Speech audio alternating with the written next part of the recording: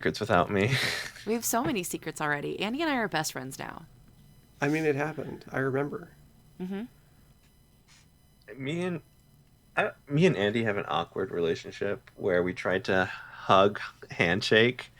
The last time we parted ways. Who went in for had the what hug hell? and who went in for the handshake? I went in for the hug, and then they switched it up, and I went in for the handshake because I didn't want to force them to hug. So we both switched at the same time. Look, sometimes you try to get a read on somebody and you're like, this person's a hugger, this person's a handshaker, and I like to switch it up for myself so everybody's confused. Mm-hmm. So it's not just you. I do it to everybody. I'm so sorry. Andie, It's am all I a good. hugger or a handshaker? Crier. I mean, you've got to be a hugger. I don't have to be a hug. No one has to. I mean, you have to stop. I just You mean asked bas- to be pigeonholed into something, bas- and you said, "Why did you do that?" You literally asked me to choose between two things, and literally 5 minutes ago you said that your tear ducts are always active. I'm like, this person has to be a hugger. There's I'm a no hugger. chance. I'm so I sorry. write mystery adventures. I think I know the answer to this one. This There is are too called a many signs. clue. Clues, they're all there. M. Night Shyamalan, yourself out of this. I have all the signs. That's the second Signs reference I've made in the last 2 weeks. And I've never seen that movie. Can I just... You've never seen it? I did. No. For why? It was spooky. Yeah. I mean, don't. I don't think it's that good. I don't think it was. It wasn't, right? I think it was very interesting because when I saw it, my dad had just installed surround sound for the house, and that's why it was interesting and spooky. Okay. And that's now that I'm older, I'm like, huh, okay, cool. I'm going to spoil this movie, I think, for people who haven't seen it in the past however many decades it's been. Sure. I think their weakness was, like, water. True story. Yeah, right? Because they have Yeah. all the cups everywhere. It was like a thing. Yeah, which is like, okay, that's a neat idea, but it's a complete failure of world building. Because it's like, I don't know, you're walking through air with water moisture. And, like, I don't know, it just seems so silly. No, you're right. Because you would think if you were intelligent enough as an alien species to see a planet that was mostly covered in water, and if your weakness is water, why would you land there? Like, when Mars is perfectly fine. Yeah. I mean, in fairness, as humans, we do go into space, and I would say our weakness is the void, so... You know what? You're correct. You're correct. However, I'm not busting down somebody's... Okay, first of all, I'm not going to because I'm not an astronaut. Secondly, I'm not just busting down someone's house, who then has, like, booby-trapped. Like, they Home Aloned it, and they have cups of water, which are my weakness. I'd be like, okay, cool. Obviously, I don't need to be in this house. I'll go to a different house down the way. I traveled space. I can find another house. Right? That's true. Yeah, absolutely. I haven't seen it in 20 years. I don't know. My memories of this movie are just, they're weak to water and a baseball bat. Mm-hmm. And I think those were the two Chekhov's guns. I think so, yes. And the movie was nothing else. So I would say Right. you've seen the movie now. Thank you. It was so Yeah. much. That was 3 minutes of my life. I love that.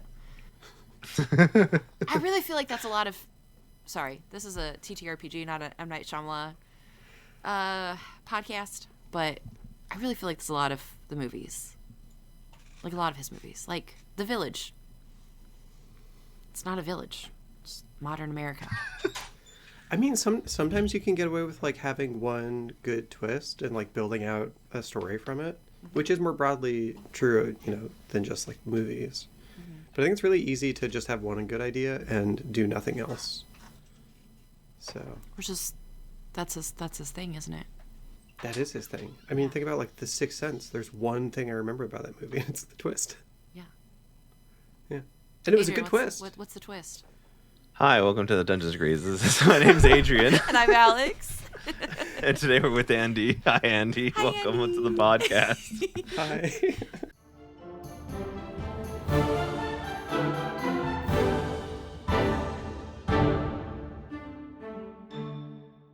That was a twist. It was a podcast all along. Yeah. Do you just like wait around for the button to say like, "Hi, this is the podcast"? Like, this is why we're here. Sometimes it's we get to talking, and like Alex said, Alex is a yapper, so I have to jump in eventually. And that's usually our cold open. We just let things run, and then just we get good, and then like, you know what, this is the time. I think the latest we've done it is like 12 minutes in. So Yeah.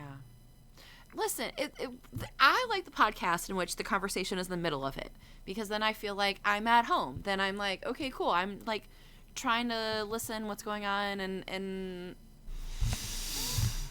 I love it. I was just asking because I can't help myself.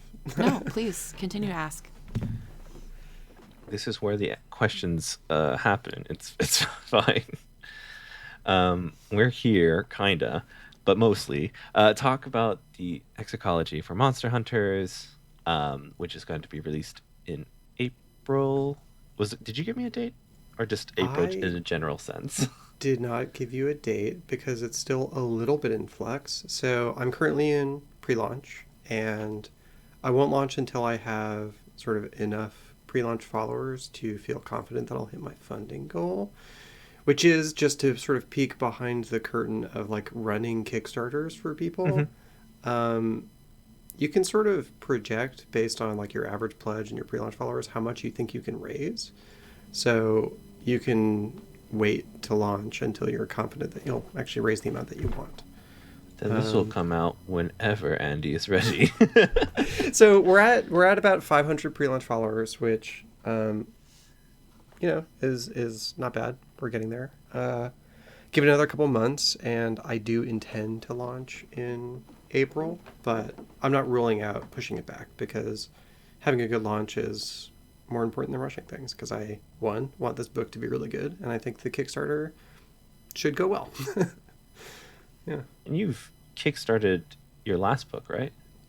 I did. So my first Kickstarter was Murders at Lorlock Manor, which is a sort of sprawling murder mystery campaign in an underground mansion,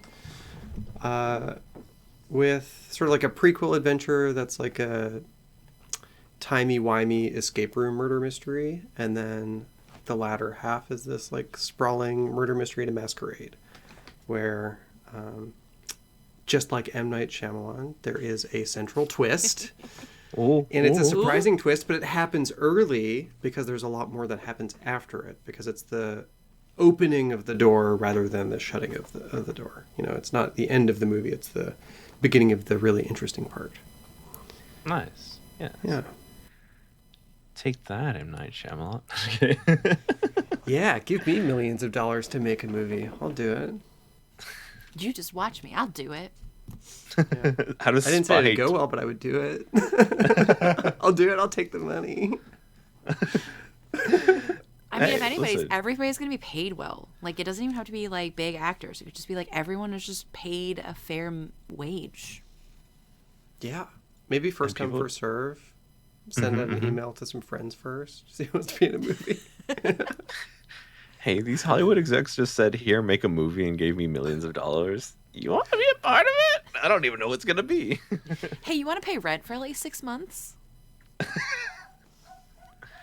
Yeah, I Not do. a bad idea. Hey, we're looking to make rent for 6 months. Gosh, yeah. I mean, any project that would let me...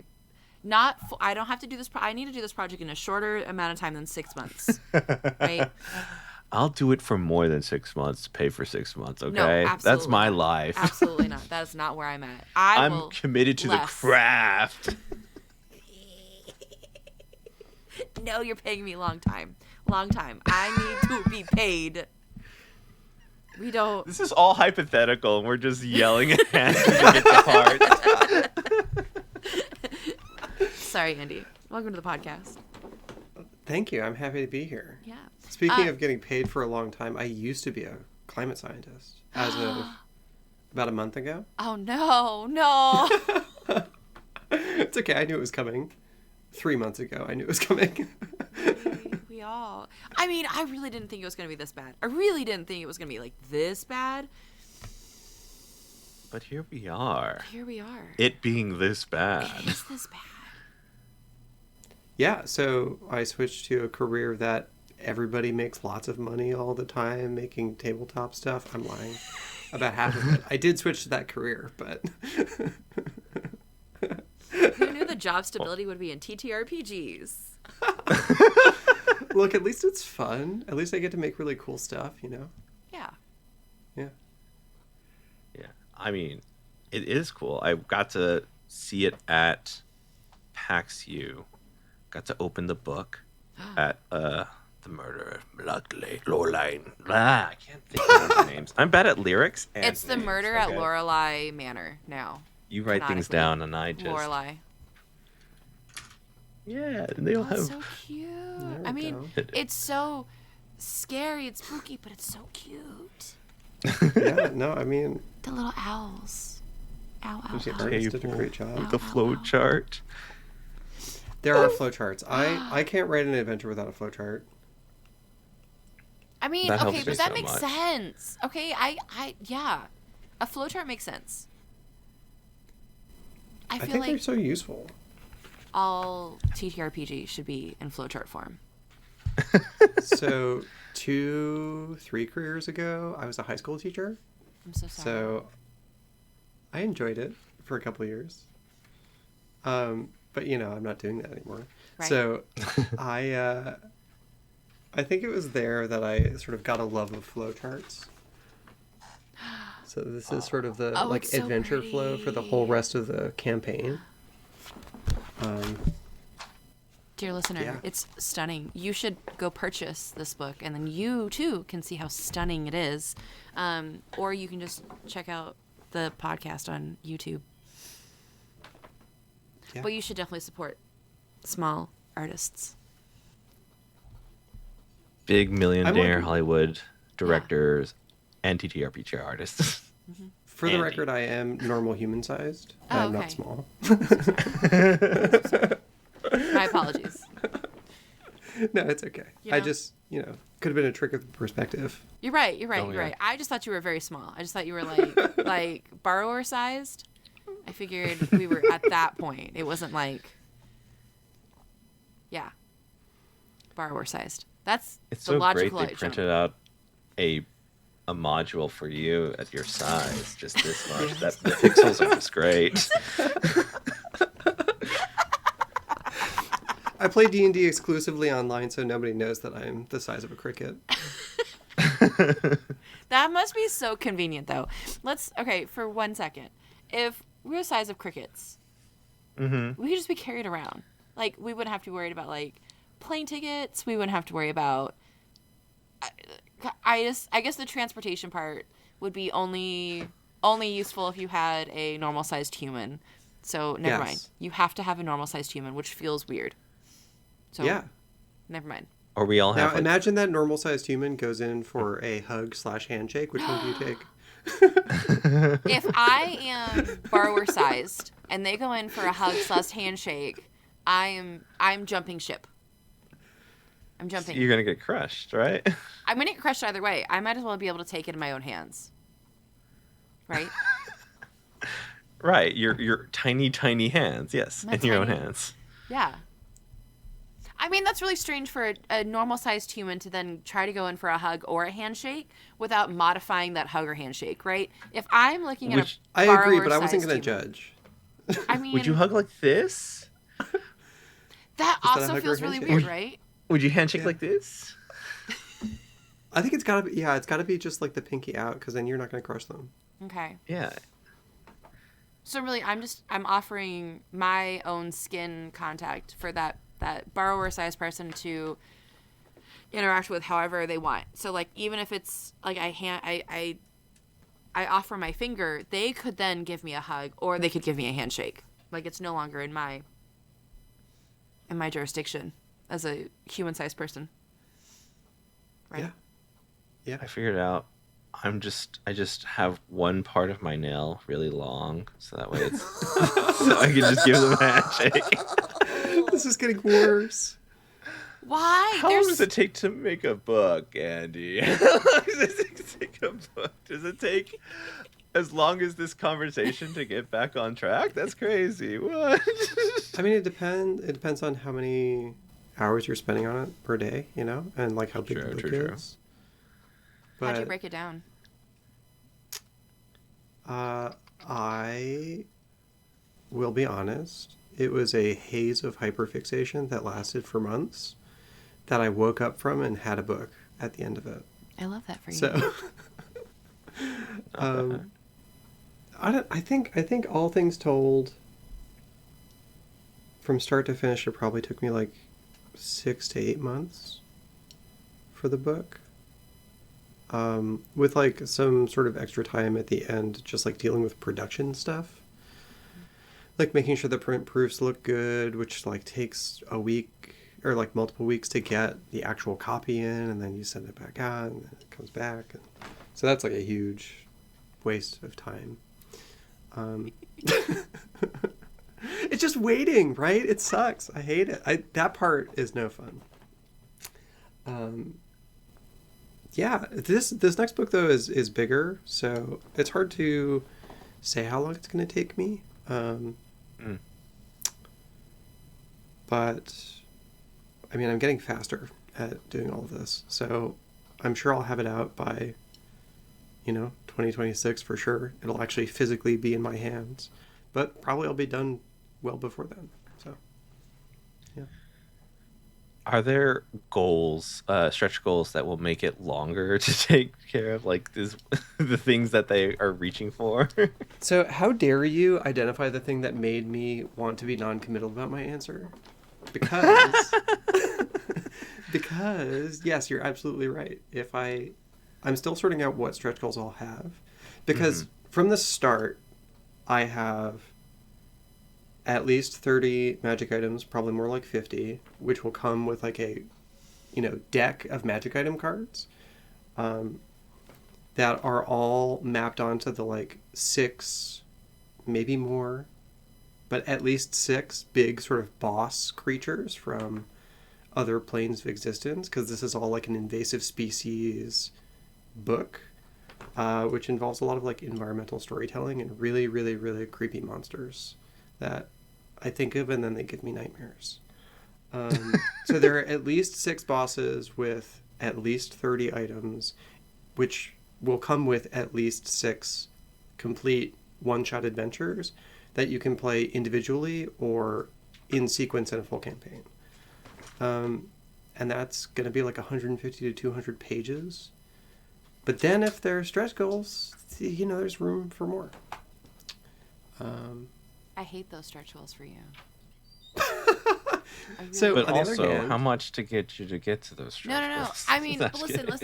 Like, as a person, I love Kickstarter. I literally I swear to God, I just backed 2 more things on Kickstarter. That's why they come to us. That's why we bring on the Kickstarter people. So Alex for Alex's wallet to be drained. Just Christ. Oh, should I be sending you the link? Oh, yeah. Easy. I mean, I'm already on it Easy. right there. It was another tier. I told our last guest to have just an Alex tier that's just really high, because then you'll just get Alex's ego. Okay, listen. Like, okay, I must have it. Okay. There's two sides of this as a Kickstarter backer, right? I love the little add-ons. Some of the add-ons I really do enjoy. I have all of the add-ons for the Welcome to Night Vale shit. Like, I said, yes, give me all of that. But that was on Backer Kit, so a little bit different. I just received 2 little cryptid. They're right there. For the, hold, please. I'll go grab them. Because they're... oh, no.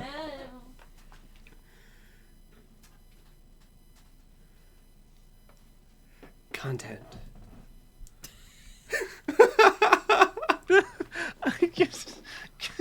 I know this is not what you were imagining or expecting. However, Yes, that's that. It got to me with the they're like cryptid Care Bears, right? They're also super soft. I did not need any of the add-ons for these guys. They came with stickers, and I was like, cute. And then Michael said that the stickers looked like furries, and I said, and then said I probably don't need to put these stickers on anything. And then it came with a little, like, a neckerchief that I put on the dogs, but they're too big for the dogs. Because it should fit You have tiny dogs. I know. You have tiny, tiny dogs. And it should fit the stuffies, and they don't. So for me, I have all the backer stuff, or all the add-ons. I don't need any of them. I don't like them. So either I just want the thing, because how cute are these guys? Or... like, I want all the branded merchandise. Like, I want all the stuff that matches. If I'm playing a game and it comes with, like, minis, I want the dice and I want all the immersion stuff. If it's a book, listen, I don't want you to do any more work. I know you did a lot of work. Okay? I know. And I know fucking Kickstarter people are the goddamn worst. Listen. People who are running the Kickstarter shit, they're doing enough. Okay? Most of the time, they're not doing it by themselves, right? They've got to, like, outsource their bullshit to something else, right? Some other human who doesn't give a shit about what is going on is usually doing some sort of manufacturing. Hopefully they do give a shit, and, like, you got to source somebody who really cared. But what I would imagine is that that's not what happens, right? So you're going back and forth, quality testing, making sure books look good, make sure that the coloring looks good. And, like, you know that's your baby, and then you have, like, 100,000 million people saying, where the fuck is my shit? Like, screaming on the internet and being like, it's been 6 months and your release date is in 2 months. Shut the fuck up, dude. Like, I have one really bad experience with Kickstarter, and it was with the Lisa Frank one, right? So I didn't get any of my shit from the Lisa Frank. Yeah, the debacle, there's a fucking documentary on that shit. Yeah, that documentary was, I you were in it. Did they make a lot of money and then not deliver anything or something? Well, it's not even that they made a lot of money. It's that the company that was doing it, Lisa Frank, as a trademark, took most of the money and said, whoops, well, if you still want to use our trademark.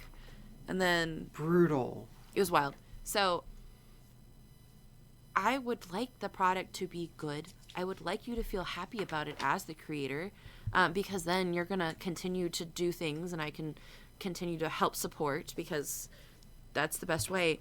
But, like, dear listener, if you're one of those motherfuckers on Kickstarter who, where's my stuff? It's been 2 weeks and I haven't had an update. Shut the fuck up. Because first of all that shit's usually on some sort of social media, right? You're doing a social media post showing all the progress because you're excited. Great. Okay. Use 2 brain cells in your brain. Go and look. If there's literally nothing and all of the social media is gone, then maybe you lost some money. But guess what? That's the whole fucking point of Kickstarter. That you have trust in the human that's behind the Kickstarter, that they're going to get their project done, because it's probably a project that they want to do. And if they make a whole bunch of money and they don't provide something, then Kickstarter's not going to let them do it again. And really, you're probably out $100, $200, like tops, like, right? $200 tops. Because if you're really doing other shit, what the fuck are you backing? Like, what are you doing? Anyways, I'm so sorry that this became a rant about people on Kickstarter who fucking suck and demand shit. Fuck off, bro. I would say that the, it's the same thing that you encounter everywhere on the internet, right? Where there's sort of a loud minority that are problems for people, but most of the time, most people are very chill. Like, they'll send you a message, be like, hey, I forgot to put in my shipping address or whatever. It's like, yeah, send it along and I'll send your book. Like, it's really simple, and people are very nice and appreciative. Yeah. And so I've had, in my one Kickstarter experience, very good experiences with people. So I have nothing to complain about. Good. But I could make stuff up.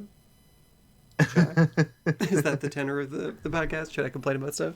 If you want. No, I'm kidding. We're here to support.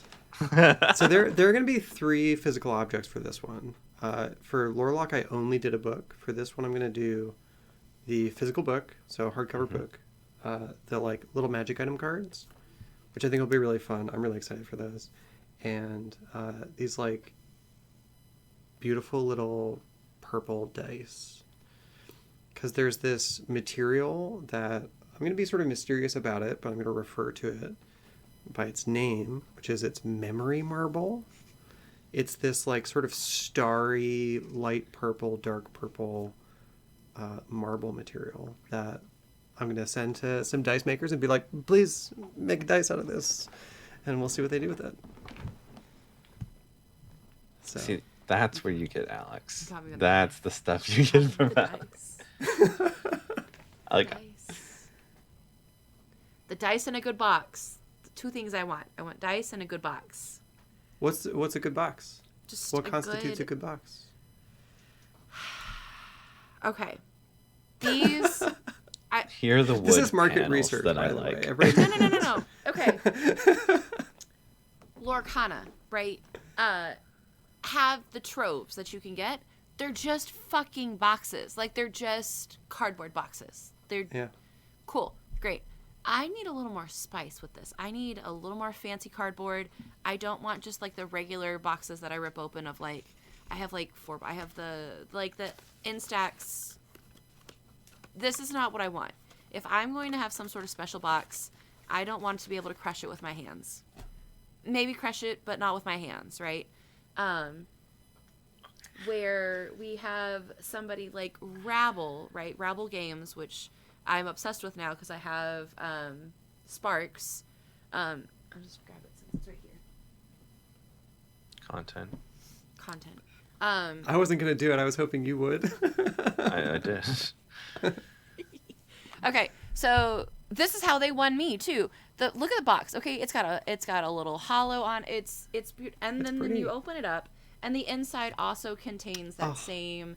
Okay, it's beautiful coming into this game. I'm so excited. I have a little note and that I keep because but like packaging, especially the extra effort that is the packaging, makes me happy and excited. I am more likely to get the thing if there was intention with the complete package. Where sometimes with the frustration with something like Lorcana, because it's Ravensburger and it's Disney, like you just gave me a shitty cardboard box that doesn't work well. Even some of the deck boxes like don't open up all the way. Like really, I want my Tiana box to open all the way so I can get all my cards in and I don't have to like fuss with it. So yeah, I love a good packaging. I'm learning so much right now. That's what I came here for. A consumer I right am in a front of you. consumer. I don't know. What am I gonna like? It's gotta look pretty. If I'm gonna have it and put it out, I want to put it out and show it off to people, and I don't want to be like, look, you just have to get through you just have to get through it. I saw the book, Dungeon Crawl. Ooh, I don't know who it's written by. The original okay, hold on, I'll Google it while I'm talking. The original Dungeon Crawl book is one of those covers that you have to be like, okay, like listen, you just have to get through it. You just look at it. It's not a good cover. It's very cheesy. But the new cover is stunning. It has just like the big graphic. I'm taking your word on this. People are Googling it. It's fine. Yes, I am. Yeah. But I think I've seen it. okay. I think yeah. Yeah. It's got it's like a black, the new cover right now is a black background with very bold yellow lettering that says Dungeon Crawler Carl, and then it has just a little tiny figure of a man running. That cover is stunning. The original cover is like Carl with like shit going on in the back, but it looks really weird and like more like a fan fiction than anything. I don't want to describe that one, and I don't want to give it away to people because it's not as cute. It's a harder sell. You know what I mean? It's a harder sell. Yeah, I can see that. But I'm the cute girly. It's fine. Oh, this is a book. It's a book. Oh, yeah. Now I hate books. Anyways, next. You have to actually read it. I want the pictures. I want the pictures in my book. There are pictures in my books. I don't know if that makes All you right, feel give any me your book. I want it now. There's also flowcharts in one of your books. Is there going to be flowcharts in the other one? Well, I don't know. better. I have not and probably will never write anything that doesn't have a flowchart. All right. Sold. 100%. Adrian. But the reason for that is because I like writing things where you have actual agency in how it turns out, right? So I like there to be choice. And it sounds like really sort of magnanimous, like I'm being really selfless when I do that. But actually, I just don't want to be bored when I'm running it myself. Mm-hmm. So like group to group when I'm playtesting it, I want it to feel different every time that I run it. And yeah, so there are flowcharts because I want different stuff to happen every time. When you have what's called, how often does the actual content change after every playtest? Is it just small little things, big, huge washes of just fixing something up that might have? How does it go from playtest to playtest? So, like number tweaks happen sort of progressively from playtest to playtest. Usually, by the time that I sit down to do a playtest, I'm pretty confident in it being ready to like work, and then it's just sort of my perfectionism that forces me to sort of continue tweaking and improving things. So I would say like after the first playtest, usually I'll do 2 playtests. The first one, there are like sometimes some moderate to big changes, but not many of them. And then by the second time, it's just like I want to play the game, and it's going well. So, yeah. Gotcha.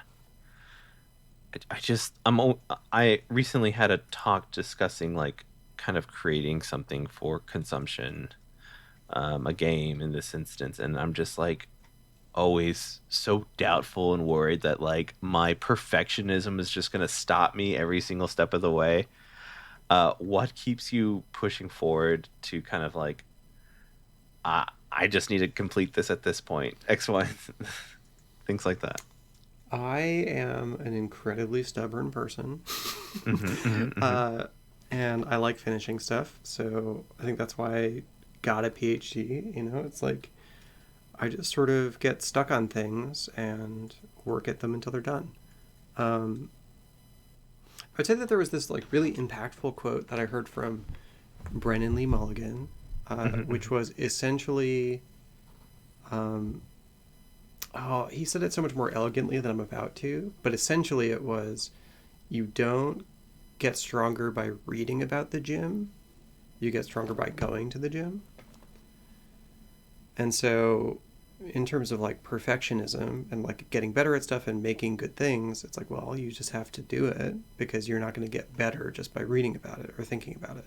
You have to just keep at it and things will get better. So there's like sort of an acceptance of like maybe the first drafts or whatever that you make and nobody ever sees are bad, and that's okay. It's a step. So that's what I tell myself on good days. And then on bad days, I'm like, this sucks. It's never going to be good. And that's not true. But you know, on some days, that's what my brain's telling The me. reality of it is it's gonna kind of flow on good and bad days. You know, sometimes you'll be like, I'm fucking writing art. You know, fuck Shakespeare. I'm fucking doing great shit here. And then other days like, I'm a worm and I hate everything. Yeah, like I just recently finalized the like prequel adventure that I'm going to distribute for free for Exoecology, and I'm so excited about it because the monster's horrifying and I think it's really cool, and I just want to subject people to the same nightmares that I have, and I'm excited about that. I think it'll be really fun. It's like really creepy environmental stuff with like a plant monster that hooks you up into its hive mind via like spooky vines that like, you know, it's awful. Hell yeah. It's great. Yeah. So Why are you making that face, Alex? You scared? No, because my brain, the only monster that I picked up was the. I just pictured Batman Poison Ivy. Hi, Uma Sure. Thurman with the eyebrows. Adrian.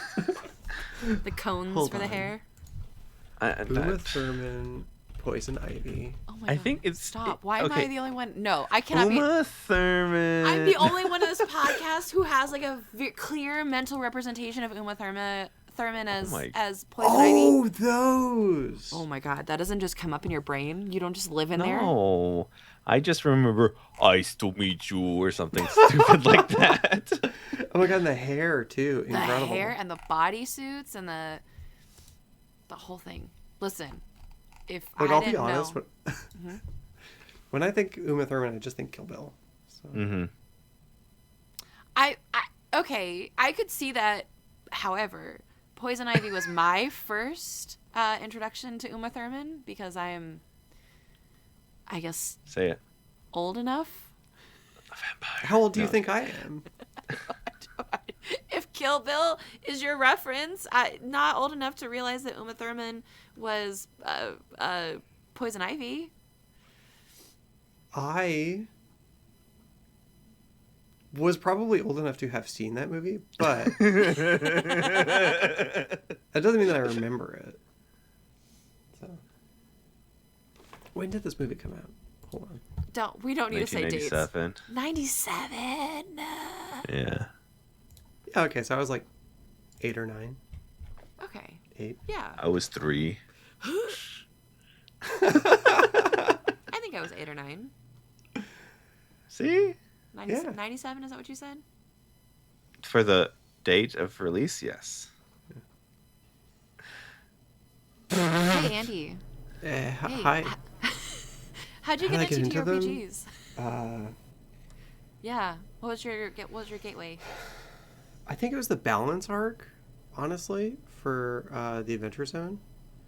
Because, like, so for a long time growing up, I had played all kinds of, like, video games that I didn't know were D&D, like Icewind Dale and Baldur's Gate, and, like, all of the sort of, like, CRPGs I didn't know were actually D&D. And then, I listened to the Adventure Zone and was like, oh, okay, this can be so much more fun than I knew it could be. Because I didn't know that it was, like, collaborative storytelling and, like, just making jokes with your friends and trying to make them cry. And then I was like, that's great. I want to do that. That sounds really fun. Yeah. Make them cry. That's what I got out of this. Is that No, what it you just said out to you? happens. Yeah. It just happens sometimes. Is that is not a what call. you set out to do? Do we have different goals in this game? I'm so sorry. No. I think you guys. I think y'all are right. I think y'all definitely figured it out. That if the goal is to make your friends cry, then you're gonna have a moving story in which everyone is involved, and the more tears you can glean from your players, the better. and So stronger you I'm become. being like only a little bit facetious. That is definitely a goal of mine. However, tabletop RPGs I think really ruin video games for me because you never really know what the outcome's going to be in a way that you just can't capture in video games. Mm-hmm. Right? Like, I just love being surprised. Because I get bored so easily. Just so easily. Hi, welcome back. No, to no, our no, I'm no, still no, here. no. I I've been just had here to. in My a name is warehouse Adrian. for 24 hours. So sorry. We had a technical It was issue. a We had to small store you in the box. You didn't. We had the old man from Indiana Jones put you away. And I heard bring somebody you back try and out. get in the door, but the door was locked because I've been trapped here for so long, and maybe someday they'll come back. We left you snacks, though. I knocked my power cable just a little, and it's like, you're gonna have to restart the recording, and I'm like, okay, cool, real quick, like just 1 second, and now it's a whole thing. So we're just Now gonna it's a take it whole from the thing. top, do the whole thing again. I think we were. Yeah. Start from the What did entire we start top. talking about? No, we Back to we another didn't do that. episode of We did Dungeons we did Degrees. some bullshit for 6 My name minutes. is Adrian. And then we got into the thing because I forced us to. Yeah. Listen. Also, I'm gonna be very confused where to put the two ends of the podcast together if we do this when I'm editing. Where it's like, oh yeah, we're gonna start it right here. It's like, no. Shit. Look, both of my taking books so far things have from had just a little bit of time travel, so this is just, right in my wheelhouse. Yeah, there's like a time loop adventure in the second one. You get stuck in this like spider's web that weaves time into its web. So like when the strands break, it like rewinds time just a little bit. So if you blow up the whole web, the whole thing goes back like a whole day. So That's so cool. yeah. I absolutely love that. So like March, right? No, I never get more. I'm the most anxious when I talk about time storylines. Like I don't like it. Why do you think like that I wrote timelines. about it? You know? Probably to personally victimize me. Like I've been writing for I don't years know. specifically for this moment.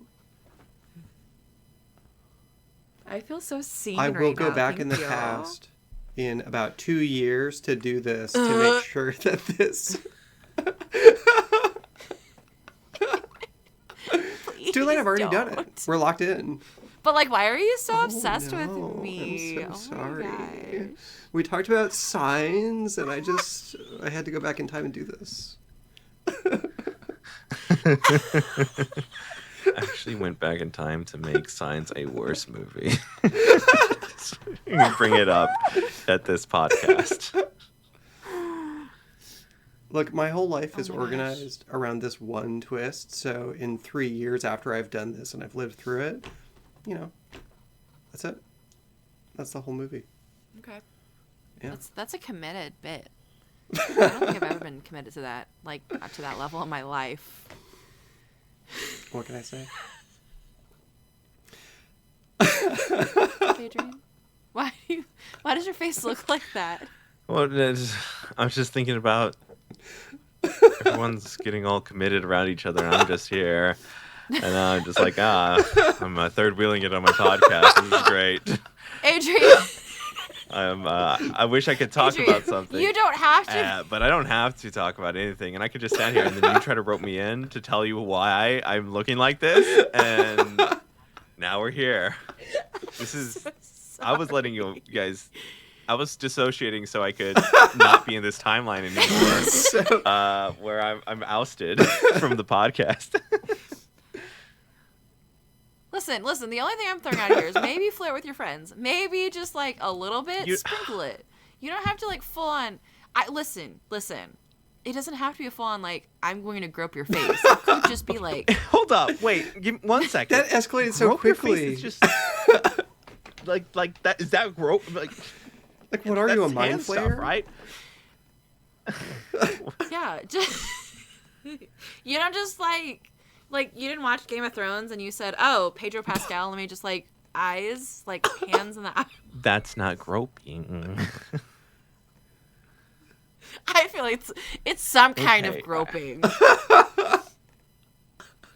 So does every episode go this way? I just need to know that. Sometimes. Most of the time. Most of the time. I would love to say no. I would love we to. try. Yeah. Listen, it's just all about having a good time and just bullshitting and just fucking doing whatever and trying. Listen, We're currently in the darkest timeline. we We're are in the darkest timeline. This is true. Okay? We're currently in the darkest timeline. If there's not silliness happening, what is the point? What is the point? Yeah. What is the point? So in all seriousness, the like intro one shot to Lorelock. So it's a murder mystery. It's an escape room. It's all about time travel stuff. And at the time, I was really frustrated with, how so many people have like self-fulfilling prophecies in their lives and then their relationships, where it's like you believe a thing and then by believing in it, you make it true. I got very frustrated with that in connection with like all different kinds of things, and was like, this sucks.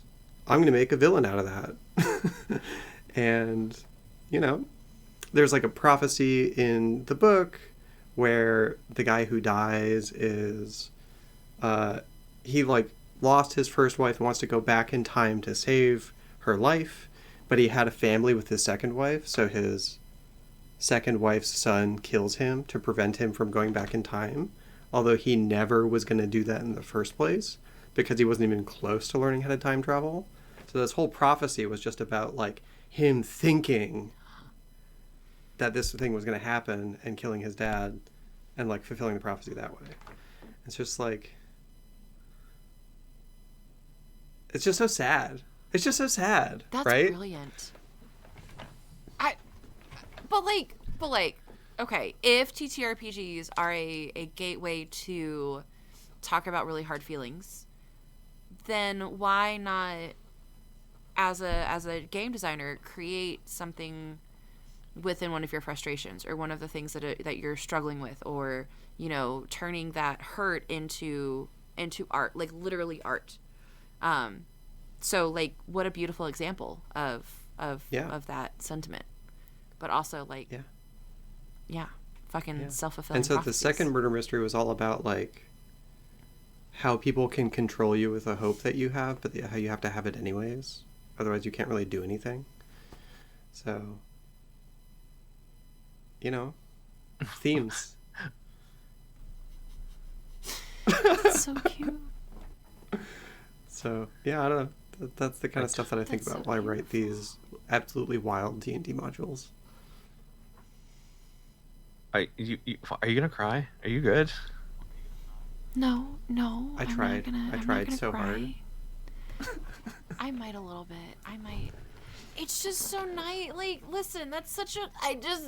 It's a good idea. You're brilliant and a wonderful and an amazing human being, very obviously by what you're creating. Because there's no way that you couldn't be if you're thinking to that level, and then creating an entire book and campaign and modules and the ability for other people to also sort of experience this, but like also in this weird. Aren't games fucking weird? Because really, if we're talking about, I'm so sorry. I'm not sorry. If we're talking about, Good, don't apologize. Take it back. I have to focus on y'all to blindside everything else. I am a horse in my own home. I did see the Put horse on a blinder shirt. motion that you're making, and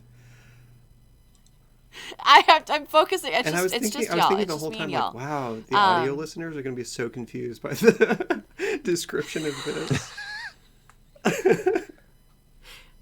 Dear listener, I have my hands on either side of the side of my eyes because I am I guess, prey animal right now, and I can only focus forward. You had it right the first time. You're a horse in your own house. I'm a horse in my That's a own great house. tagline. Sorry, continue. Isn't it so strange that we can build these like fundamental ways of knowing each other through games? If I look at your game, Andie, then I absorb part of your soul and your being into my now view of the world and of everything, because really TTRPGs are just extension of our brains. And like, what a beautiful way to connect with other people when you start to think about our stories on a larger scale, right? Who has not gone through a relationship where you're screaming at another person because of their self-fulfilling prophecies, right? When have you? I think those are things that everyone has experienced, and like, I think it just hit me that these silly little games that we're playing like really connect us as human beings on a deeper level if we let them. I 100% agree. And that's why at the end of this adventure, so many people, like, I've run this adventure a bunch of times, and most of the time people are like, wow, I kind of get where Glurm is coming from. This sucks. He was put in this position and he did this horrible thing. And then somebody else in the group is always like, yeah, but he killed like 5 other people today. he didn't have to do that. And it's because, yeah, he's like an anxious little guy. And he, little shop of horror his way into this murder mystery scenario. And then people are like, okay, so he is actually a villain. So, it's like a little dose of like, yeah, I really empathize with this, but also like, don't kill 6 people in a day, maybe, I mean, unless cap it at 1. You get 1 a day. 1 billionaire a day? Many. I mean, but if we did 6 in 1 day, then the numbers have. Yeah, pace yourself. There was like some weirdly horrifying stat. It's like if billionaires got shot like children at school, we run out in 33 days. Wow.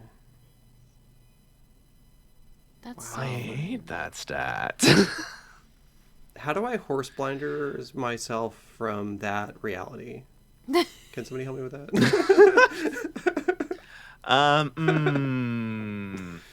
Just punch right here. Just like spaghetti out of your brain. Yep. Mm-hmm.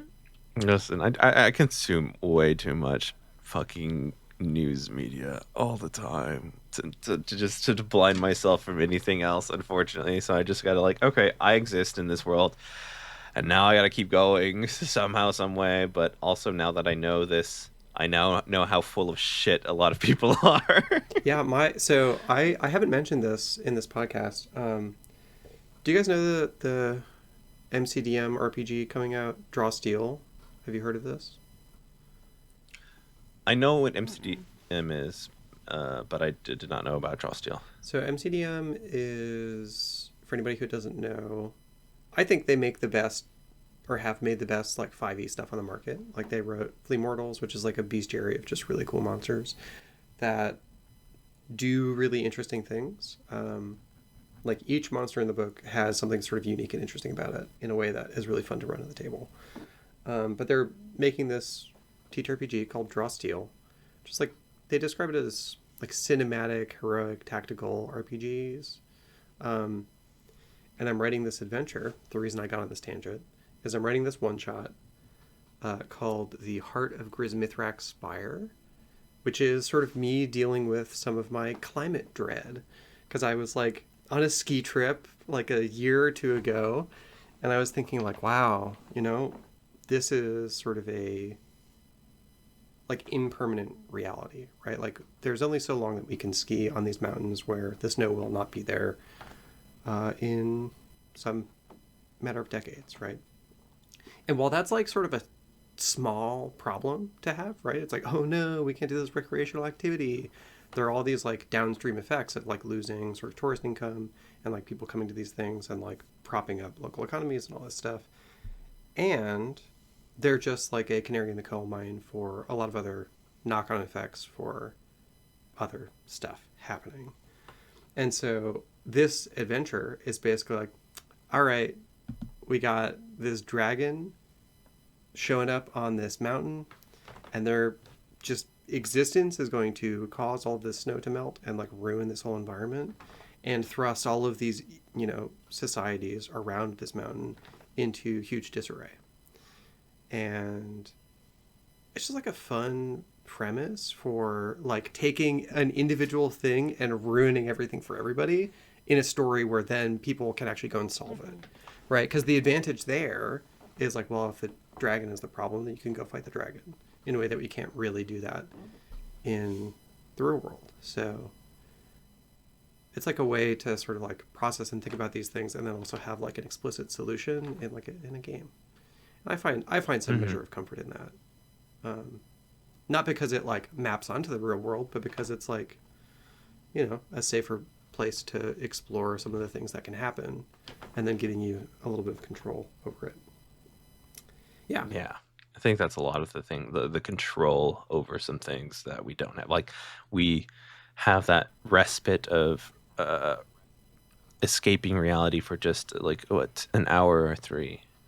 Once a week sometimes, to just kind of like think of something else for just a bit and then come back and like, okay, I had a good time and now I can kind of hopefully hold on for another week Until the next time. Yeah. I mean, that's why I Yeah. rip packs. Okay, I'm addicted. No.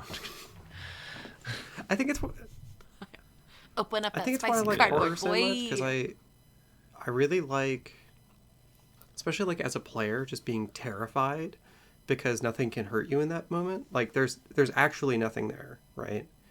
You can't actually get physically hurt, but people can sort of like put you in those places where you're like scared, and then it's okay, right? It's like, I don't know.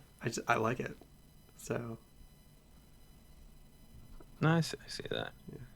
I don't know why. Horror's okay for me. I hate anticipation. That's the killer for me. Like, but the actual blood, gore, and whatever, I'm like, okay, good. They're either dead or dying, and I'm glad the wait is over.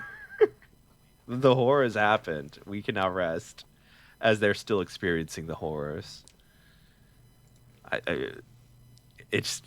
That's why I don't go, because I'm like, the release of like someone getting stabbed, I'm like, oh god, finally.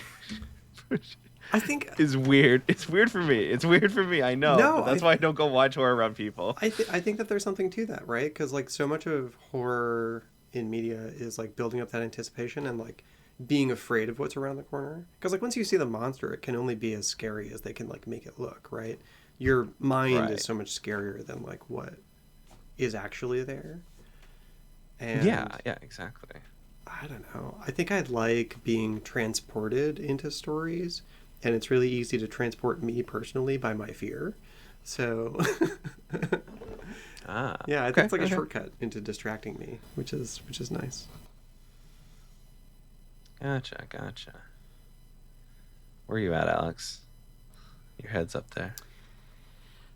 I was just seeing if that would, like, if I could figure out, you know, just unlock secrets of the universe and like why that difference exists around, like what causes that difference in people liking horror over something like fantasy. Like, give me a fantasy realm, I'm down. I'm in there. I'm a gnome, I'm a hobbit, I'm a dwarf. I'm there in there with you.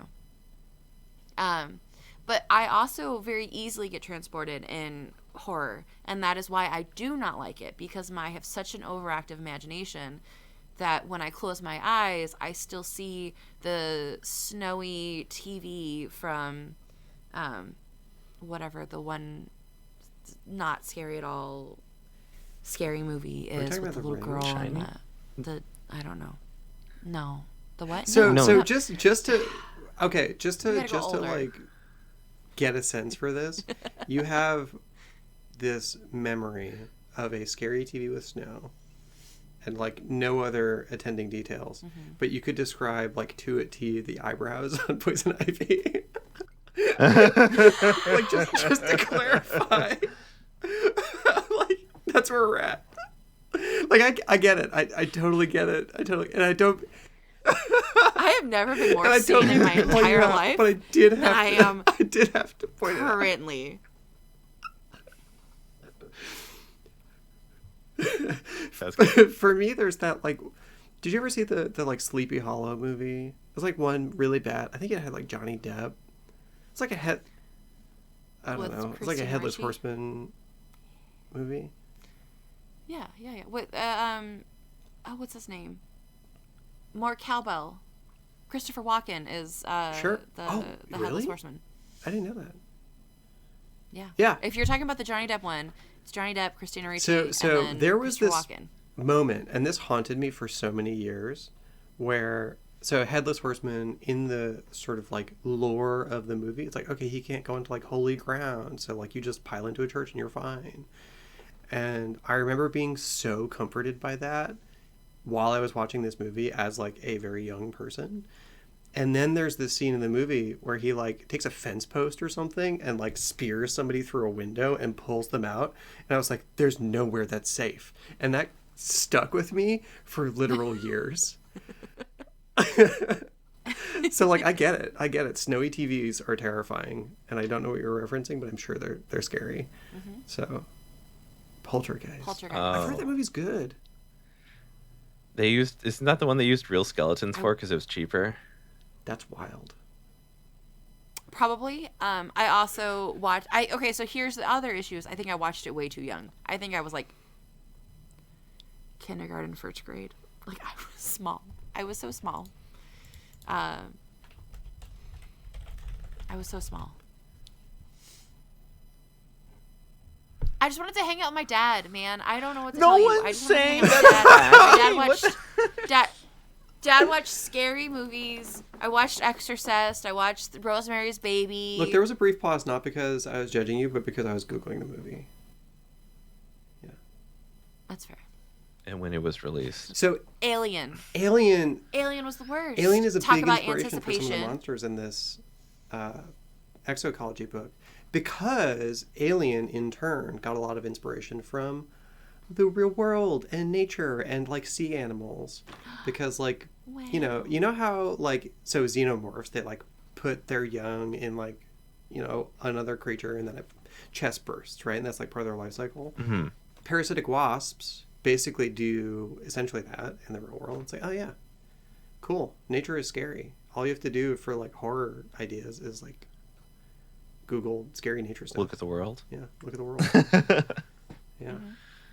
So there's like this one basilisk that like turns you to stone and then it like, you know, puts its eggs inside of the statue because it's like a big stone, you know, sack of nutrients, just like an egg, you know, and then they just like eventually crack their way out of the statue, and you got a new little hybrid basilisk that like took on some of the traits of whatever creature it hatched out of. So like, Nice. You know, I can't be mad about that. That's like recycling. That's like if you're going to be turned into stone, why not also just absolutely produce you know? life? Yeah. Then anybody could be a mother. And that's beautiful. And that that's way, beautiful. anybody could be a mother. So from like a gameplay perspective, it like creates a ticking clock too, right? Because like you can save them Right. before this all happens if you like track down the basilisk that turned this person to stone and like make an antidote. Which like I don't know, I just think stuff like that is really fun because it like emerges from just the monster design. So, Mm-hmm. It becomes part of the plot. yeah. Instead of it just, oh, I throw this monster at you, it's dead, all right, next thing. Yeah, it's not just like a sack of hit points. It's like, oh no, this person who hired me for a job is a stone statue. Oh no, we found these wolves that are like these weird hybrid things. Oh no, they hatched from a like statue of regular wolves. What does that mean about the elder? Oh no, she's not there anymore because somebody took the statue. Like, you know, it's like this escalation of like, oh, things are bad here. You know? So I think that's Fucking fun. dominoes. I think that's really fun. Yeah. Elevating horror. Yeah. When the problem, when it escalates and you can't Yeah. control it, and then you've got to track it down. It's any story, right? Any story plot. But like as an anxious human being right now, that's a lot of things I can't control, and I just want it all fixed right now. I want it fixed. But that's now. why it's fun to do this in D&D. Like, so I've made a choice, right? I'm not writing novels. I'm making games for people to play because people are stepping into D&D specifically as like heroes. Like you have magic, you have all of the tools at your disposal to solve the problem, and I think that's really fun. So you can just like throw really, really scary stuff at people, and they sort of have like a bit of a buffer against it because they have all these tools at their disposal. And I like it. Yeah. Because like you could go kill this horrifying basilisk thing and then like save this elder. You know, and then if you don't, you know, and her daughter's really disappointed, maybe you make a player cry and then you win in a different way. Hell yeah. Fucking hell yeah. Alex, that would be you. That would be you. I would. It's okay. I'm just It's a good. cryy person. That's good. It's good to have emotions, Alex. I know, and I've learned that. Yeah, you have a little clearly. plaque and everything. Wow. You're done. I have- You don't have to do ill with anything else. I never have to go back. I got my diploma, and I will never have to I just am Incredible. emotionally mature. Incredible. I can deal with everything on my Wow. own. I didn't even. I can deal with everything through the power of friendship. Is that what your therapist said? Okay. We're at the hour I mark. mean, No, I'm kidding. you need a support system. I mean, yeah, the support system is Anything is Real possible. quick, yeah, support system is important. As a former social worker, yes, it's so important. Mm-hmm. And someone with depression, yeah, that too, it's important. A good support Yes. system, not a shitty support system that's like, hey, let's go party all the time. You don't need that system. That's not the right system. You need a, hey, how are you progressing in your life? How are you? You need moving a like, forward? hey, let's watch really bad Batman movies and see what we can do with. Mm-hmm. Talk about how See what we can do hot with Uma like Thurman some is. bad red wigs, you know. Hmm. Look at George Clooney's Batman nipples. Hey, we've all been there. More power to you. All right, Andie, where can they find you? I am MargoModsGames on all of the social media. You can also just look up any of my Kickstarters. So Murders at Lorlock Manor or Exoecology for Monster Hunters. Yeah, I've written a bunch of other things too, but you'll find those just by going down the interweb rabbit hole. Good luck. A little mystery just for you.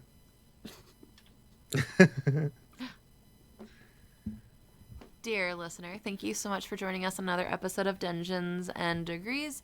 You can find us wherever pods are cast. Be sure to rate us 5 stars. Share with your enemies to lovers, the little chest burster monster that you just hatched out of your own body. Give them the link to our podcast and help us grow.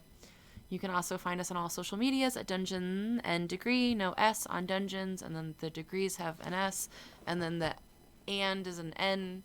It's fine. You'll figure it out. You're so smart. You're so beautiful. You're so kind. You can also, since you're so kind, help support us on Patreon at patreon.com/Dungeon and Degrees. Help us grow our podcast and all of our future endeavors. Yeah. We'll be at C2E2 next by the time this comes out.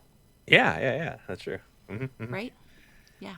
Well, also depending on when Andie wants me to put this out. Who knows? It might be. Hopefully. Who knows?